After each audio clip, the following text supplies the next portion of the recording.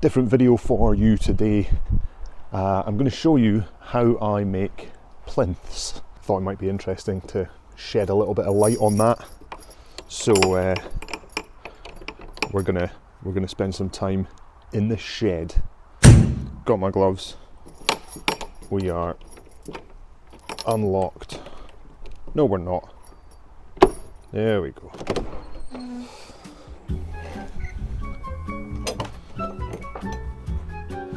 Shed's a bit of a mess. The lathe is a bit of a mess as well. Basically what I need to do is we've got this big beautiful piece of burr. It's an offcut that I bought. We're going to chop that into a rectangular piece, and then we will end up with something that looks a bit like that. It wouldn't be the worst plinth on its own, to be fair, but then we're going to mark the center point, drill a hole as I've done here. We're going to mount it on the lathe, spin that, and then whittle it down to be circular. So we'll get the exhaust running into the back of the saw. So that runs properly. Now, give or take, there is gonna be about there. This isn't the biggest saw.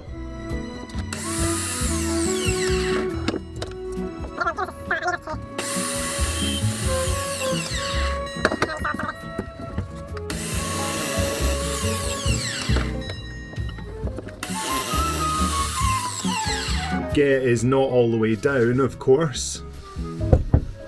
So it's handsaw for the next bit. This is why I need a bigger drop saw.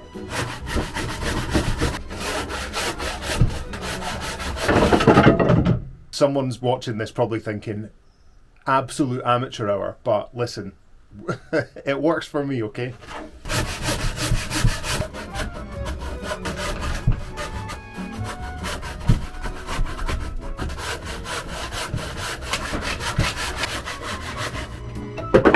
Yes! Suck it!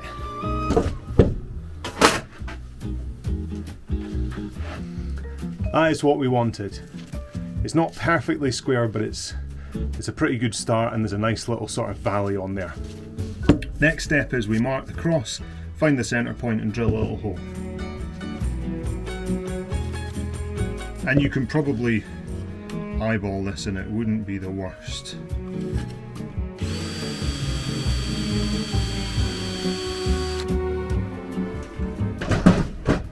There you go, can you see that little hole in the middle?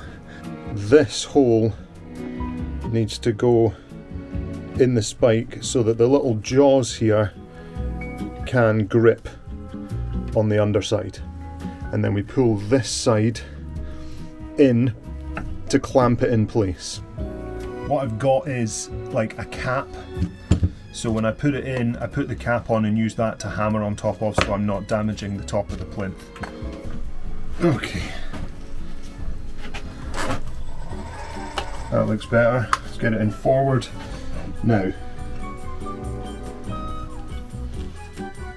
turn that.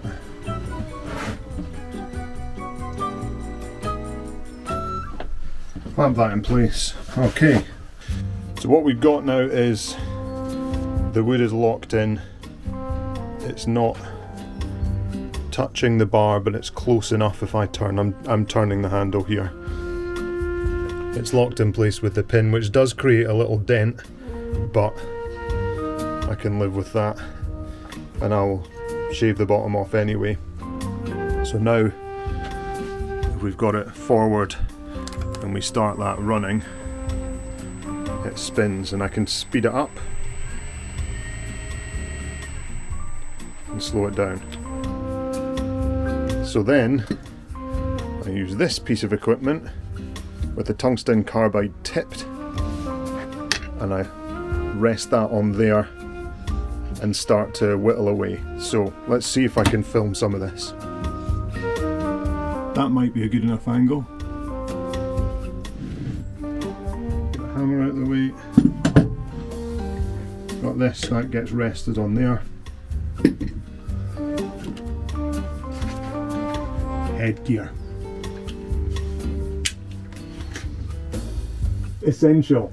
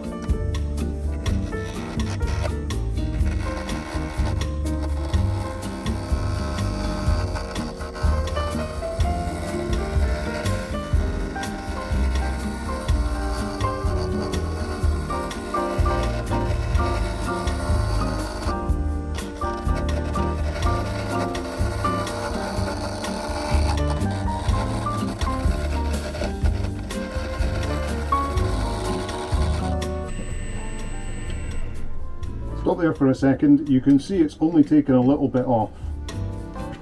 I don't know how easy that is to see, but obviously we've just started rounding the edges. So I'll continue doing this for however long it takes to get it completely round. And the noise changes when it's round because you're not getting that brrr kind of sound.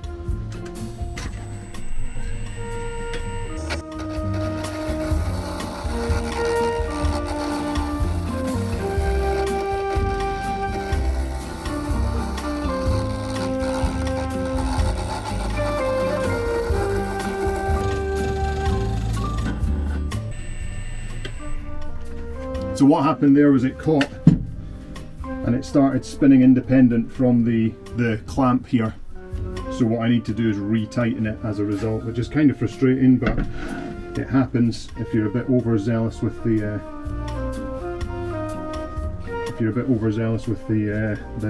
chisel.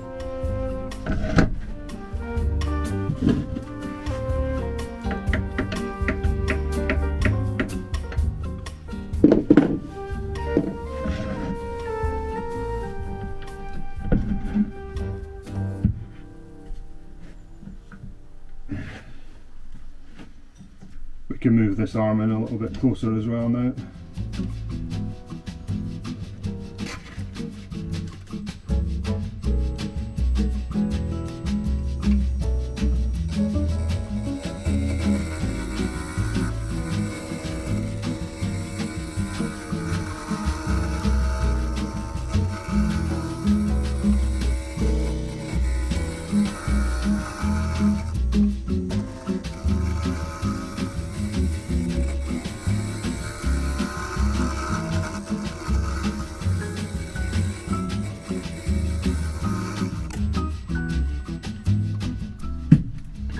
So we're getting closer to a round one. We've got this flat part, so obviously it's not been quite centered. But basically I can mark the lowest part of the flat one there, and we can just roughly aim for that. So when we see that now, I've drawn that circle. I don't know how easy that is for you to see, but I've drawn on a circle there, so that's probably the diameter we'll end up with.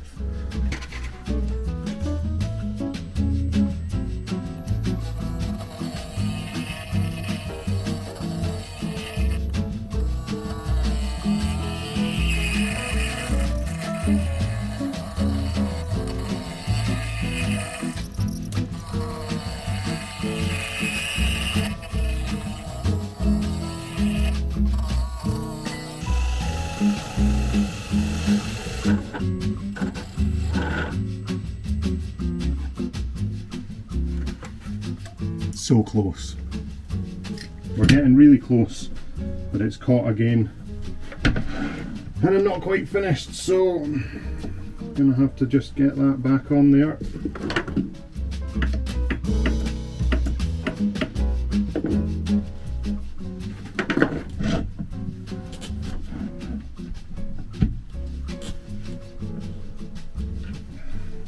It's unusual to have that at this point, but it happens. We're back to being a wee bit off centre now.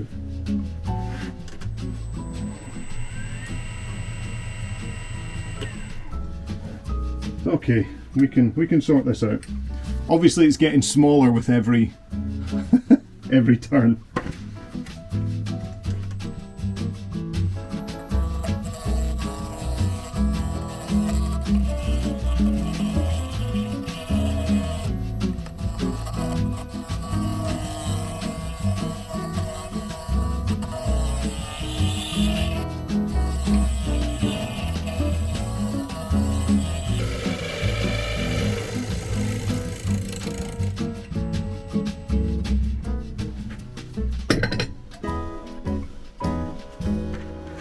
Okay, we have a perfectly round or spherical surface. Now we can reverse the direction of the lathe, turn it back on, and it goes that way. And on the lowest setting I've got sanding. And I can give it a sand.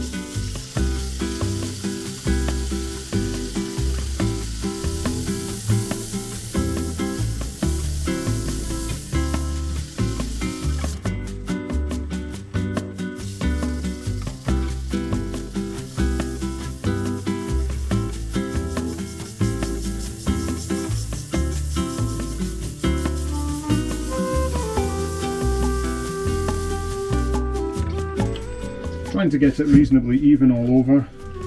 You can still hear there's like a different tone when I'm turning it, and it's instead of completely smooth. And I'm not sure if that's just some inconsistencies, but by and large it's not looking too bad. Got another grain of sandpaper here.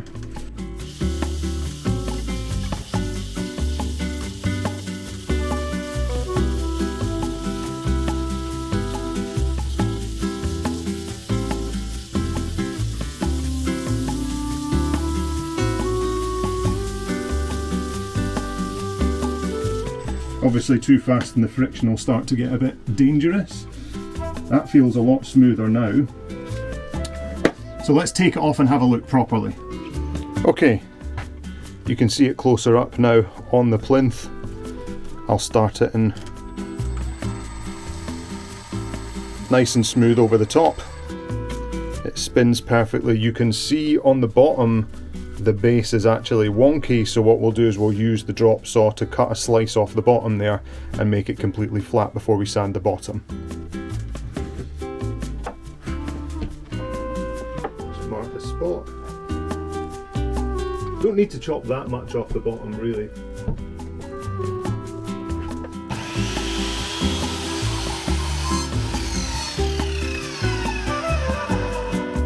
A little puck. Handy little puck, I always keep them just in case. And we've got a fantastic cut through the end there, nice and smooth. So I'll sand that off. Got some slightly coarser sandpaper here. Sand off the edges a little bit so we don't get any splinters. And that is more or less us. Now you can see there's a hole in the end there from where the part of the lathe was gripping it. You could fill that if you need.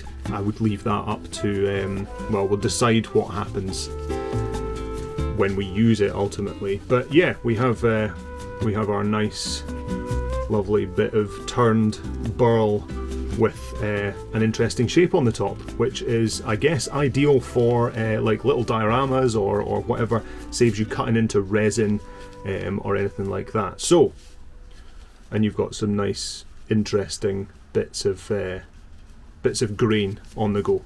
So that is the first step. Well, it's the first few steps. Probably varnish it after this, or at least, well, it would be a clear varnish. Could stain it to make it a little darker if we wanted. But yeah, ultimately we are not far off. I'll do some proper pictures and stuff so you can inspect it in greater detail. But yeah. That's us reporting from the garage shed.